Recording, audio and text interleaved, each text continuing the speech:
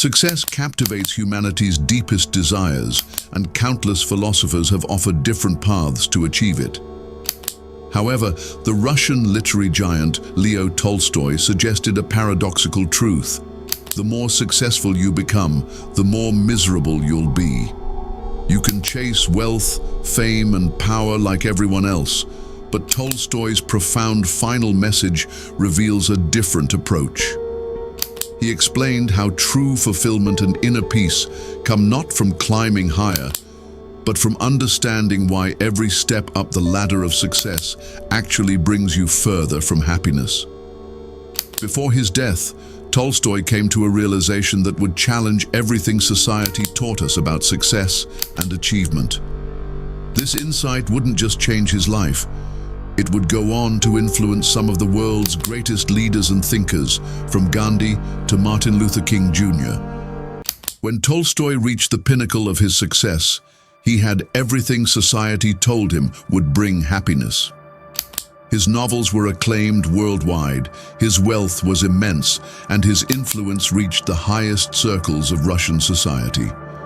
Yet, at the height of his achievements, he found himself contemplating suicide. This wasn't just a personal crisis, it was a profound realization about the nature of success itself. His journals from this period reveal a man tormented not by failure, but by the emptiness of his accomplishments. Tolstoy's discovery was radical. The more successful people become, the more they find themselves trapped in a cycle of endless wanting, never finding the contentment they seek. His transformation from a wealthy nobleman to someone who eventually abandoned his fortune wasn't just a personal choice. It was a warning to future generations about the true cost of chasing conventional success. This understanding would later shape his most powerful works, not just as artistic achievements, but as mirrors reflecting the fundamental flaws in how we pursue happiness through external achievements. The poison of achievement wasn't just a philosophical concept for Tolstoy, it was a lived reality that he witnessed in every social circle he inhabited. Emerging from Russian nobility, he saw how each new accomplishment, rather than satisfying his peers, only fueled their hunger for more. In the glittering salons of Moscow and St. Petersburg, he observed a peculiar pattern. The more people accumulated wealth, the more they feared losing it. The more praise they received, the more they became enslaved to public opinion. It was like a man dying of thirst, drinking salt water.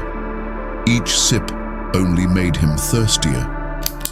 This paradox became crystal clear when Tolstoy noted how the peasants on his estate, despite having almost nothing, often displayed more genuine joy than his wealthy friends who had everything. He wrote in his diary, "In the midst of my writing fame, I began to feel that something was wrong, that what I had been standing on had collapsed." This insight wasn't just about personal wealth. It extended to every form of success, whether in careers, social status, or even intellectual achievements. The more specialized and educated people became, the further they seemed to drift from understanding life's simple truths. Just as a general might win every battle but lose sight of why he's fighting the war, successful people often master their fields while losing touch with what truly makes life worth living. The art of letting go became Tolstoy's radical solution to this paradox of success. Unlike modern self-help gurus who preach detachment while selling luxury retreats, Tolstoy's approach was ruthlessly practical. He observed that every new achievement creates invisible chains. A successful businessman becomes tied to his reputation, a famous writer becomes imprisoned by expectations, and a wealthy individual becomes enslaved to their possessions. The solution wasn't to stop achieving, but to stop identifying with these achievements. In his masterpiece, The Death of Ivan Ilyich, Tolstoy painted a haunting portrait of a man who realized too late that his entire life of professional success was meaningless. The character's dying epiphany mirrors what Tolstoy himself discovered, that we climb the ladder of success only to find it's leaning against the wrong wall. This wasn't mere philosophy. Tolstoy saw it play out in real life when his wealthy friends would visit his estate, envying his fame, while he envied the groundskeeper's peace of mind. The simple peasant, unburdened by ambition's weight, often possessed what the aristocrat's wealth couldn't buy: contentment. This understanding led Tolstoy to a revolutionary conclusion. True success isn't about accumulating more, but about needing less. He noted that the most respected people in any community weren't those who achieved the most, but those who remained unchanged by their achievements. The liberation through service transforms the curse of success into a blessing, but only when we fundamentally change our relationship with achievement. Tolstoy discovered this through his own journey from celebrated author to humble servant of humanity. He realized that success becomes toxic only when we hoard it for ourselves, but it becomes liberating when we use it as a tool to serve others. In his later years, Tolstoy would often sit with peasants, teaching their children to read, while wealthy admirers waited at his door. He understood that true fulfillment comes not from rising above others, but from helping they rise. This wasn't about abandoning achievement altogether. Rather, it was about redirecting its purpose. He wrote, "Joy can only be real if people look upon their life as a service and have a definite object in life outside themselves and their personal happiness." This insight transformed not just his own life, but influenced generations of leaders who followed. Mahatma Gandhi, deeply inspired by Tolstoy's philosophy, demonstrated how one could use their influence not for personal gain, but as a force for social change. The secret, Tolstoy maintained, wasn't in renouncing success, but in redefining it. When success becomes a means to serve rather than an end to achieve, the misery of achievement transforms into the joy of contribution.